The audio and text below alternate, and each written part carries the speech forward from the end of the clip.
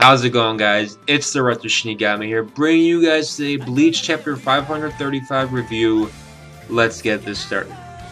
Alright, guys, so basically this whole chapter, I thought this was pretty good chapter of Bleach. It's pretty, I wouldn't say simplistic, but there's a lot of information you need to know. But the main things you need to know, the soul suicide and the holification process. So, let's get on with this video. So basically, in the beginning of this whole chapter, basically, Misaki is basically in a hole and she's about to get eaten by a hollow. Then it goes back to Urahawa's place, and he's talking about how he got expelled from Soul Society, and he can save Misaki. He can save Misaki, but he can't bring her back to her original form. Can't bring her back to original form.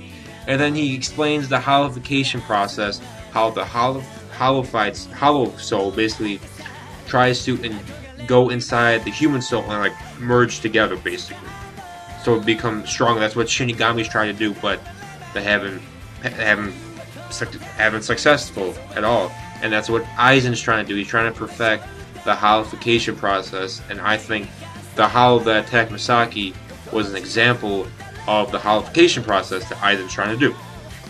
And he's talking after that. He talks about soul suicide, which basically the soul, the boundary between the souls breaks, and then the soul self-destructs, and then she's basically gone. She's dead forever. And he tells the only way of stopping this is have an opposite strong force against the Quincy. And then Ryukin understands, and he starts crying. And I didn't understand this at first, but then I understood after that. The opposite of Quincy's are Shinigamis, and the opposite of hollows are humans. So the only person that can save Misaki is, as you guys already know, Ishin.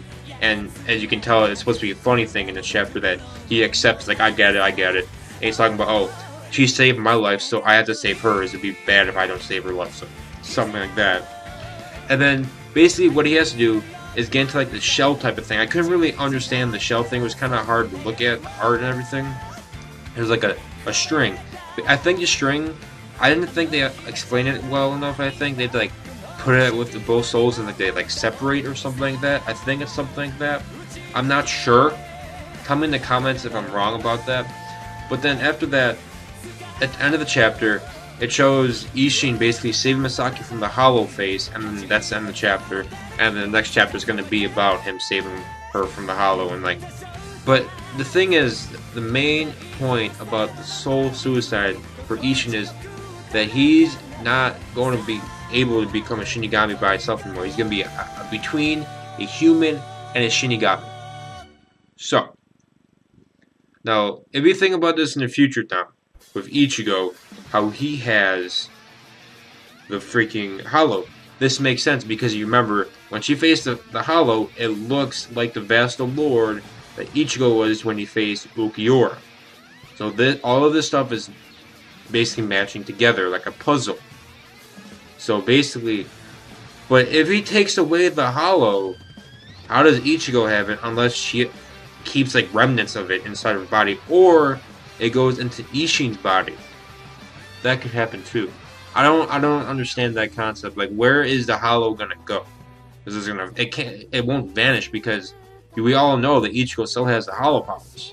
So it's not like it's gonna miraculously disappear. Or, like I said in my other review, that Ichigo, she has to give birth, and the powers are gonna transfer to Ichigo. Like, she's gonna get the hollow. I think her powers and the hollow powers are all gonna transfer to Ichigo, and he's gonna have that plus the Shinigami powers from Ishin, because he's not gonna be between a human and a Shinigami. So, and basically, they're both opposites, complete opposites. Misaki, Quincy, and everything in a hollow, and then freaking Ishin, Shinigami, human. They are completely opposite in every way. And then Ryukin's like crying, like, I can't do anything, everything. I'm like, I don't give a fuck. And this is probably the reason now in the future why Ryukin really doesn't like Ishin.